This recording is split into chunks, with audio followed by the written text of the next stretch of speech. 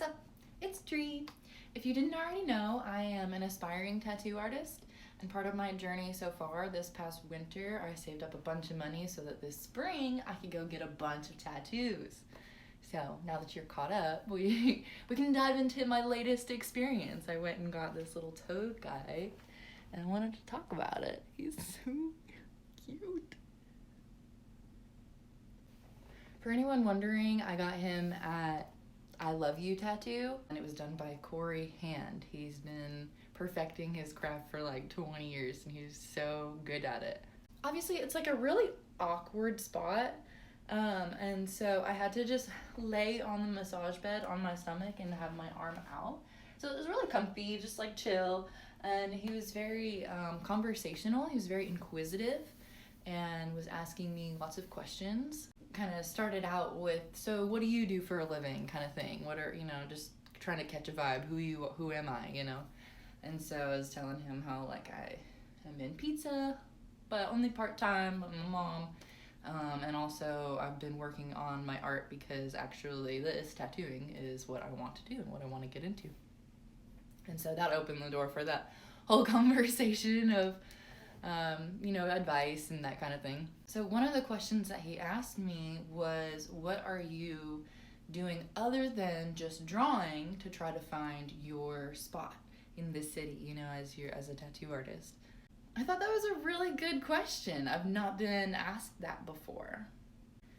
And so I told him about, I've been just trying to be more present on social media, but also just like going into the tattoo shops, getting tattooed, learning more that way in person, trying to get a feel for different people and different space and how different places operate. With my social media, I was kind of mentioning how I find it hard to like keep up with it right now. I've not fallen into a solid rhythm. With my portfolio, another question he asked was like, do you have a goal for how often are you trying to create? You know what I mean? I forget how he worded it, but I was explaining how my goal has been kind of like a sheet per week, but also I've been having a hard time maintaining that goal, and it takes me longer to flush things out. I think because I tend to complicate things and make it very busy. That's just kind of what I'm interested in. It just becomes a lot. And I was explaining how I feel like I need to simplify things a little bit. I didn't bring my work with me, so it was hard to like explain what I meant by all of that, but I know he was following.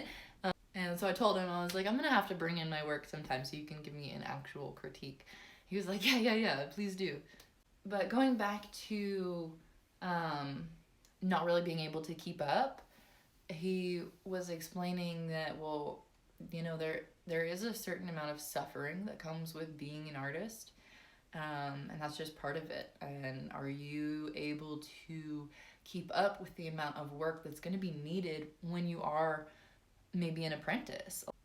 I know that this career takes blood, sweat, tears, time, everything.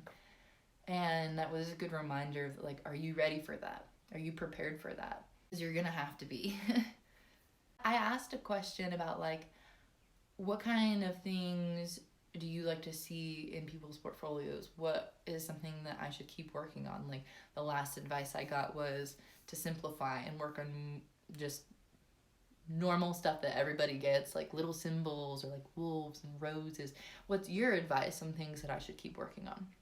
And that question kind of frazzled him for a second. He was like, I've been doing this for so long that that kind of stuff is not like fresh on my mind. And so he was asking that same question to the other artists. And so one of the ladies said, work on stuff that you don't normally do. She gave the example, she always used to do traditional, while her mentor said, hey, why don't you do floral? Do black illustrative type kind of floral. And now that's one of the biggest things that she does, and she just had to get used to it, and it pushed herself out of her comfort zone there, and now she really excels at it.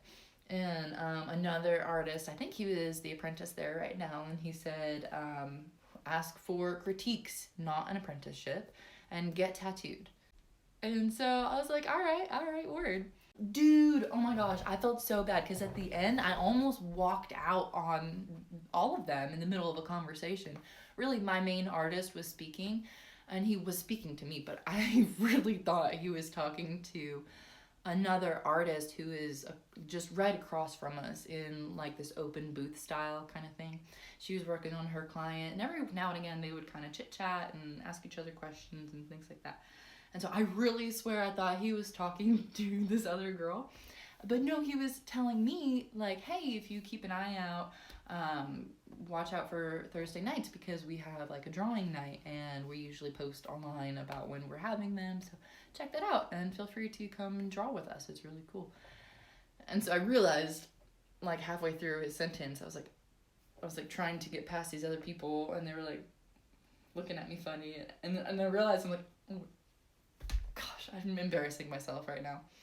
But no, it was fine. Actually, I was like, oh, I'm so sorry. Like, so you said Thursday nights? Like, that kind of thing.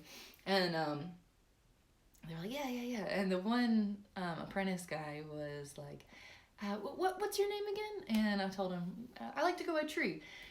And he's like, oh, yeah, I've seen your work. Awesome. Hey, do you want a sticker or something? And so he ran and, like, got me some of his stickers. And that little interaction, like, I appreciated so much. Because I thought, here I was thinking, like, oh, he's not talking to me. Like, I'm, whatever. I just need to get out of the way.